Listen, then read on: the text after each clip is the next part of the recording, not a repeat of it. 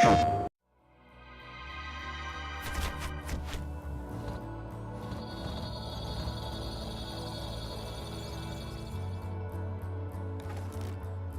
we first found out about PlayStation 4 and the features of the platform, we were really pleasantly surprised that they completely synced up with what we had in mind for DriveClub. It was almost a perfect storm, if you like. We had this desire to return back to realistic racing.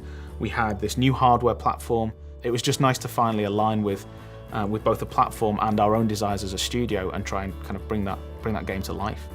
One of the things that we really liked was this idea that this was for an integrated, social generation of gamer who are now used to immediacy, connectivity, and an untethered relationship with their video games, where they are in touch with those game worlds when they're on the bus, when they're at work, 24/7. We've taken everything that we've seen from the massive rise of social networks since the last console cycle, and really that's become a core pillar of what PlayStation 4 is all about.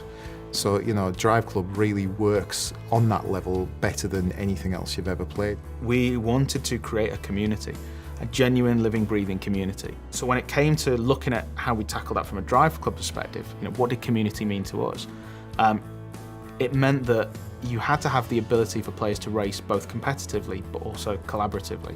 And if they're going to collaborate, they've got to be together in a club. You know, they have to be a team of racers. Within DriveClub, there will be a range of social connections. So you'll immediately be able to see all of your PlayStation Network friends, but then you'll also be able to see all your friends and their connections within inside the game. So you'll be able to see how your friends are connected to other people. But we'll essentially make it very easy using the social connection feature to be able to find the perfect club for yourself. What we want to achieve with DriveClub is basically a game which transcends the standard racing experience. We want to make it so that it's motivated and driven by the community itself. So it's very much a case of players getting involved, creating their own events, and actually building a community around the tools that we offer them.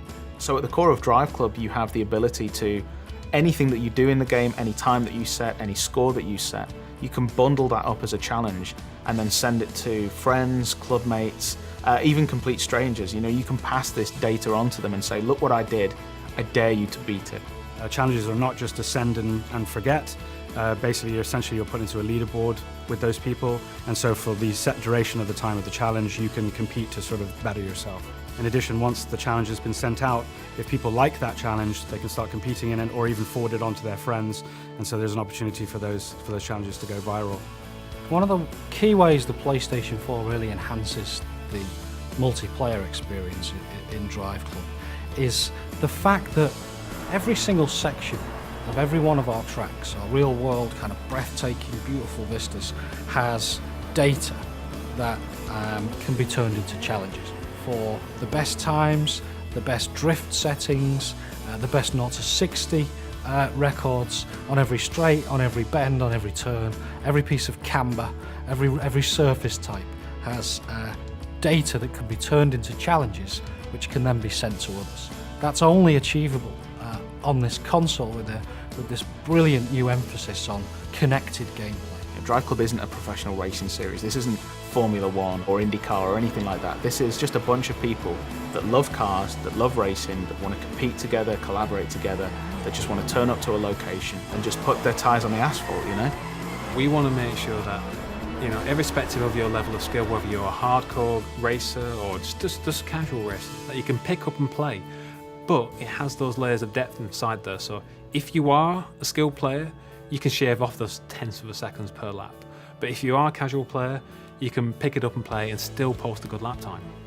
We want people to be able to pick up the car and go, this is fun, I can tell the difference between that car and get around this corner, look at me drift, isn't it brilliant? You know, we've just expanded the model to the point where it's easy access, but difficult to master. It's very much a case of everything that we do in this game is going to make the player feel cool. We want to actually make people understand the fact that this isn't a hardcore racer. It's not a simulation in any way, shape or form. It's about having fun in cars on very fast roads.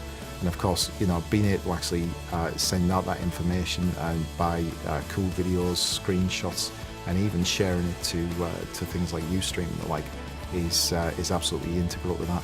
You know, we want people to be viewing the information that we're sending out from every single player, so that they understand that this is a broad community and absolutely the best racing experience that they're going to have on the next generation console.